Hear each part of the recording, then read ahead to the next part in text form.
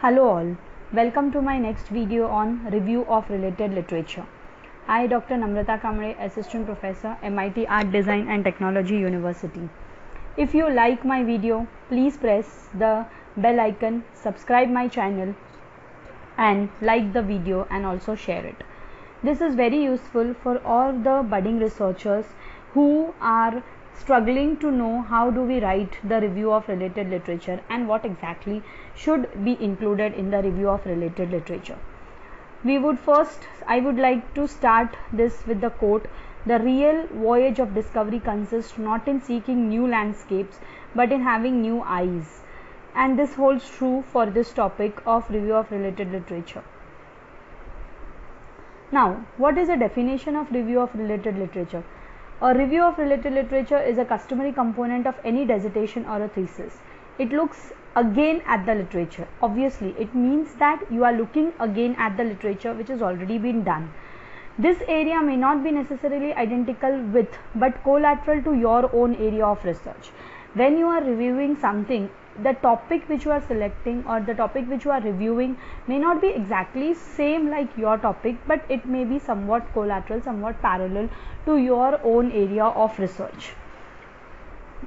The review may include the following things: background information that establishes the existence of the problem to be investigated, prior researches on the topic or related topic, theories relevant to the topic. It is very important that you review all these things: the theories which are relevant to the topic, the background information, the theoretical perspectives on the concept being studied, as well as the assumptions in each perspective. When you are reviewing all these things, you have to go through the research methods, strategies, tools and the control variables which are used in the prior studies, the findings of the prior studies and their interpretation. From that you can make out that what was their finding, and it will help you to put forth your finding as well, the strength and weaknesses if any in the previous studies. Now, why there is a need of review of literature? See, review of related literature helps to identify the researchers which are similar to your own and reveal how others have handled such studies. So you will get an idea as to what others have used in their study. You will come to know that what kind of tools are being designed for such a study, what kind of analysis has been done for the study. So for all these reasons, it is very important that you review the researchers. It may help you to identify the problems that you might face in implementing your selected research methodology or conceptual or theoretical perspective. It will review the sources of data that you may not have known to exist. From the other reviews, you will come to know the sources of data which are there and which you can go in depth and review it. You can find out about other significant experts in the field whose work and writings were not known to you, and this is very true. When you start searching, only then you come to know that yes, this was the work which was done by someone else and it is related to my research. So it is very important for you to go and review. It will lead to new ideas, approaches, methodologies that may not have occurred to you. It will indicate the state of research with respect to the topic and the subtopics. It enables you to view your study in the historical and associative perspective. It helps you to identify ready-made tools available to measure the concepts you have planned to study. Yes, it also helps you to identify the ready-made tools if they are there, if they are available. Then you can use those standardized tools to measure your concepts also which you have planned to study. It enables you to evaluate your own research efforts in comparison to the similar one. Yes, it provides a framework within which you can interpret the findings of your studies, and above all, it enables you to approach your own topic more knowledgeably and expertly. So whenever you are planning to do any topic of research or any research study, it is first important to you that you do the review of related literature. Every time whenever you are planning to do your PhD, when you are about to prepare your proposal, I have already shared a video on how you will prepare your research proposal. So in that also I have included about review of literature, how you will write the review of literature. So same thing I am telling again, that whenever you are planning to do your PhD, whenever you are planning to do your any kind of a research, the first thing what you are going to do is you are going to do the review of related literature. Suppose you are taking any particular topic, you are first going to go and search that topic, and you are going to find out relevant information related to that topic, how the study, what kind of different studies are done related to that topic. So and how the studies are done, what were the findings of those people who have done the studies related to that topic, what were their interpretations, what methodologies they had used. So all these you have to see in the review of related literature. Now review of literature has got two types, that is conceptual review and literature review. So whenever you are going to review your literature, you are going to bifurcate it into two types, conceptual review and literature review. Conceptual review is basically when you are reviewing the different types of or the different concepts which are there. For example, if you are doing a study on curriculum, again the same example, it was my research topic. So if you are doing a study on curriculum, then in the conceptual review, you are going to include every concept related to curriculum. It may include the definitions, it may include the principles, it may include the characteristics, and the further part, it may include the theories related to the curriculum. So all these things are included in the conceptual review. Now literature review. Literature review is all the researches which are being done by different researchers. So all that will come under the literature review.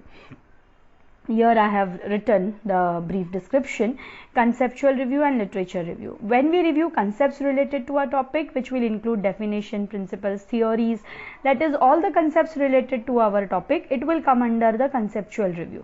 And they may include, whenever you can search newspapers, books, encyclopedias, dictionaries for the conceptual reviews.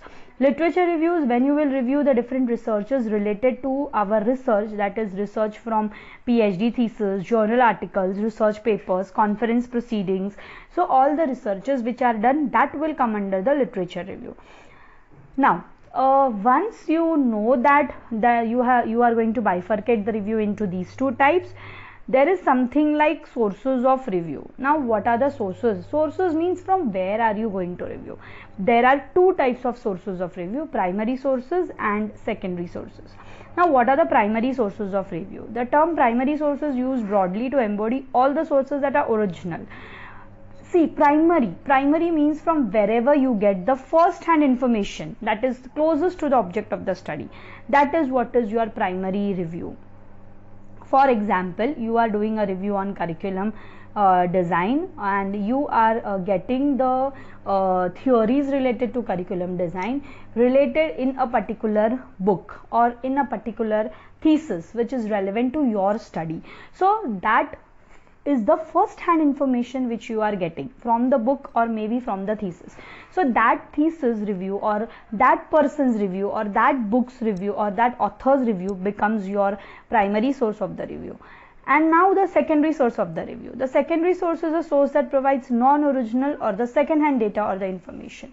Like for example, you are reviewing my thesis, and in my thesis I have quoted someone else, and you are and that someone else's quotation which I have quoted in my thesis is important to you or is relevant to your research. So you are referring to that through my research. So you are not directly getting the first hand information about that person, but you are getting it through my research. So such kind of a source becomes a secondary source. Now, primary sources of review may vary by discipline. In the natural and social sciences, see, I have given here examples. Original reports of research found in academic journals detailing the methodology used in the research, in-depth description and discussions of the findings, they all are considered the primary sources of information. Other common examples may include speech, letter, diaries, autobiographies, interview, official reports, court records, artifacts, photographs, and drawing. All this may be included. Secondary sources are written about the primary sources. Research summaries reported in textbooks, in magazines and newspapers. They are considered secondary sources.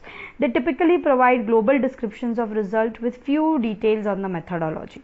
Other examples of this may include biographies and critical studies of an author's work.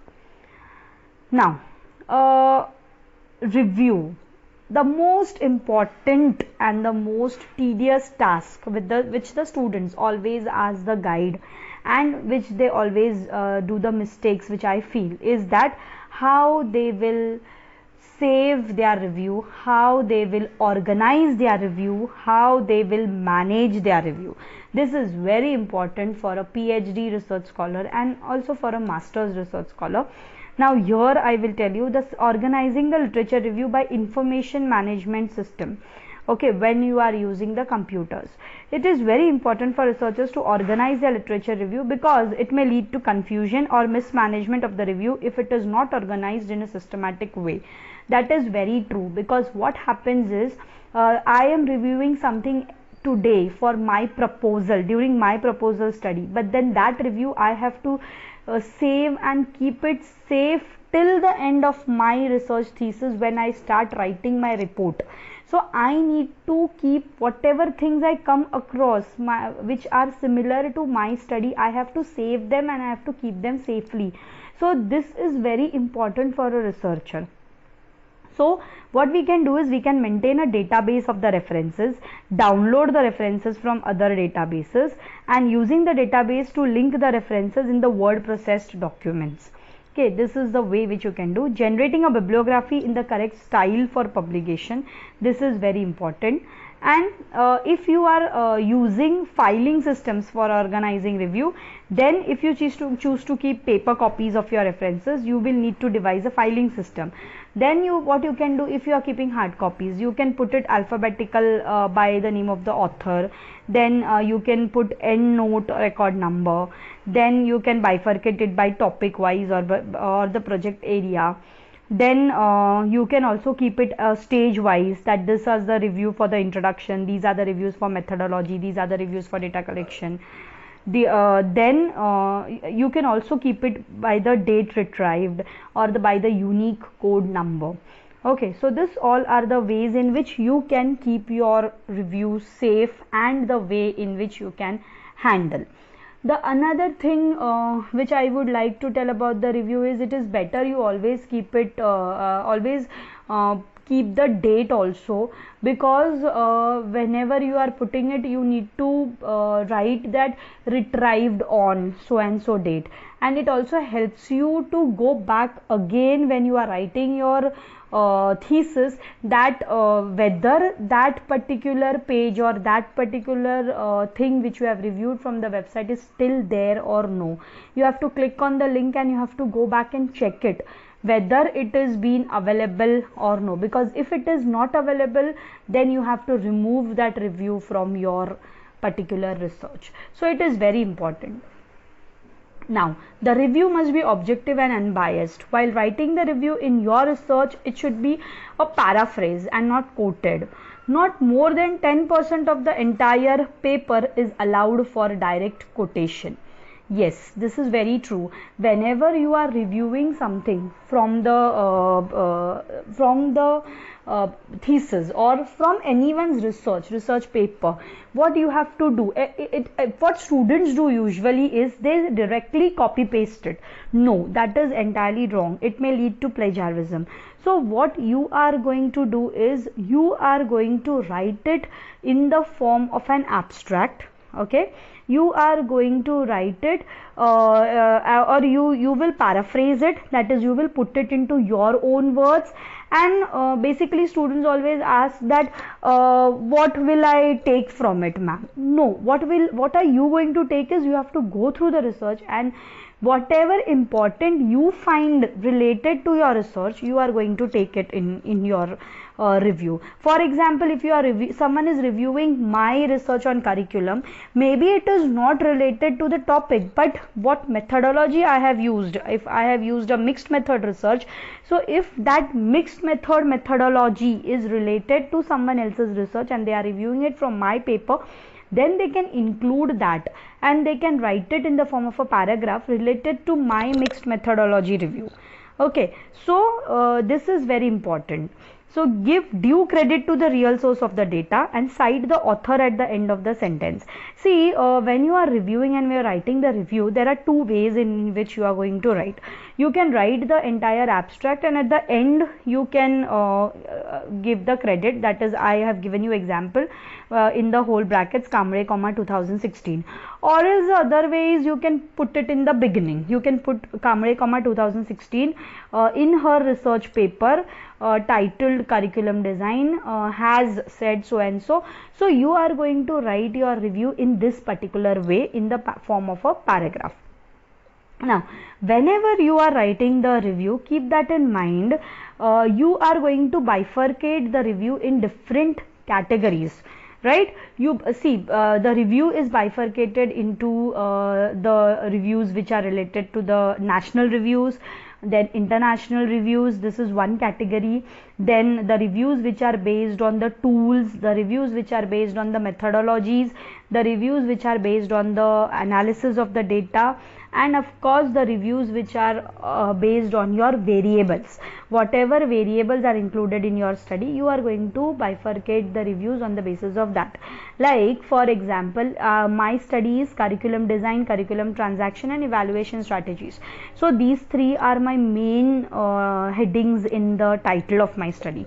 So I am going to review first on curriculum design. So curriculum design, I am going to see the national researchers which are there, the international researchers which are there. I am going to bifurcate then again for the curriculum transaction, then for the evaluation strategies, and then further I am also going to see the researchers which are related to my tools, which are related to my data analysis, which are related to my methodology of the research. So in this way I am going to bifurcate my review of related literature also. One more thing, you can also make a literature matrix. You can also summarize your review in the form of this below literature matrix which is given over here. See, name of the author, title of the research, the year of the research, then books, journals, articles, any other media which you have referred, and what is the relevance with your research.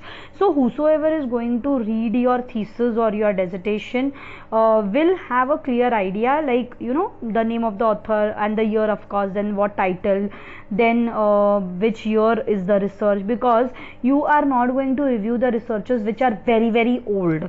You will start reviewing the researches which are new. From new you can go to the old, but not very old. So you need to write the year of the research also, and whether you have referred a journal, whether you have referred an article or any other media, a website, a book, and also of course how that research is relevant to your research. It is very important for you to write that. And secondly, you are also going to write at the end what are the similarities and differences with your research, and what are the gaps you have identified in the previous researches. This is very, very important. These 2 points are also very important in your research. So I think this has given you a rough idea about review of literature, how you are going to deal with the review of literature, and what you are going to write in the review of literature. Now in my next PPT, I am going to share with you how you will actually write the review and how you are going to write the references when you are taking any book, when you are taking any other media, when you are taking a journal, when you are taking a thesis, how you are going to enter it, how you are going to write it, which is very, very important in the research. So that we will discuss in my next presentation. Thank you very much.